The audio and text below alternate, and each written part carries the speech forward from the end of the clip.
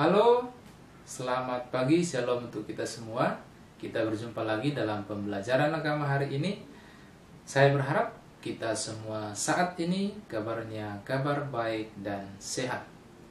Seperti biasa, sebelum kita memulai segala aktivitas kita, mari kita hadirkan Tuhan dalam hati kita, hadirkan Tuhan dalam pikiran kita, agar karya kita hari ini berkenan di hadapannya.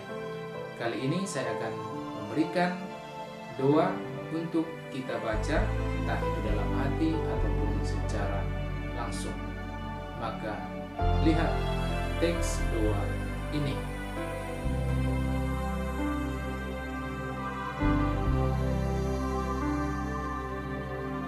Kasih yang sempurna telah ku terima darimu, bukan karena kebaikanku hanya. Sifat gereja itu ada 4. Sifat gereja yang 1, kudus, katolik, dan apostolik.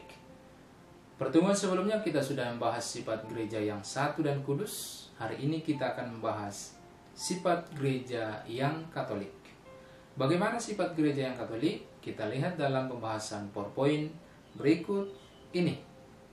Sifat gereja yang ketiga yaitu adalah gereja yang katolik. Kita lihat apa yang menjadi makna kekatolikan. Kata katolik berasal dari bahasa Yunani, yaitu katolikos, yang berarti universal atau umum. Kata ini pertama kali diperkenalkan oleh Santo Ignatius dari Antioquia. Gereja itu Katolik karena gereja dapat hidup di tengah segala bangsa dan memperoleh warganya dari semua bangsa, jadi tanpa batas. Kemudian gereja itu Katolik karena ajarannya dapat diwartakan kepada segala bangsa, kepada setiap orang.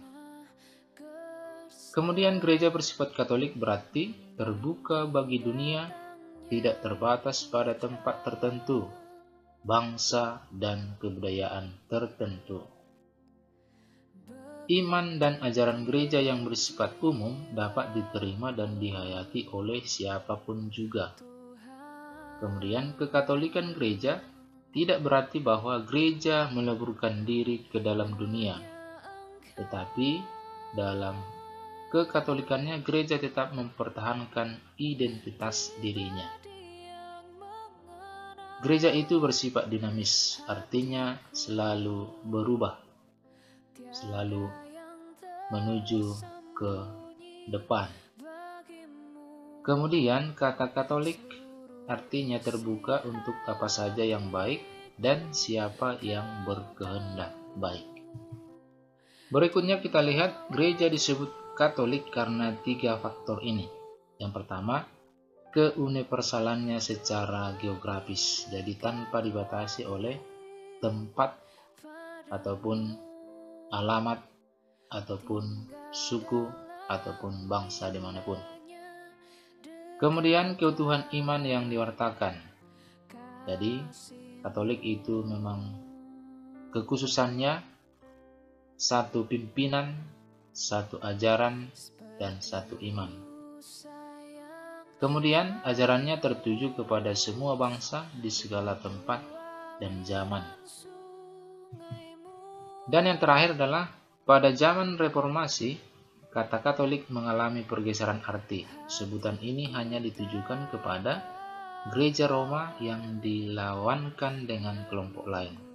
Kita tahu dalam sejarah gereja, terjadinya reformasi itu mengakibatkan dalam tanda petik perpecahan dalam gereja.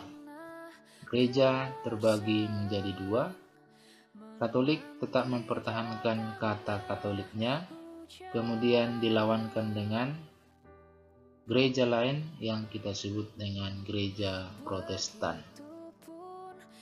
Inilah yang bisa kita lihat dari sifat gereja yang Katolik. Demikian pembahasan tentang sifat gereja yang Katolik. Semoga pembahasan ini berguna, bermanfaat bagi kita, tentu juga bisa menambah wawasan kita tentang sifat-sifat gereja, khususnya sifat gereja yang Katolik. Maka demikian pertemuan kita hari ini. Semoga kita tetap dalam lindungan Tuhan. Sekian dan terima kasih. Shalom.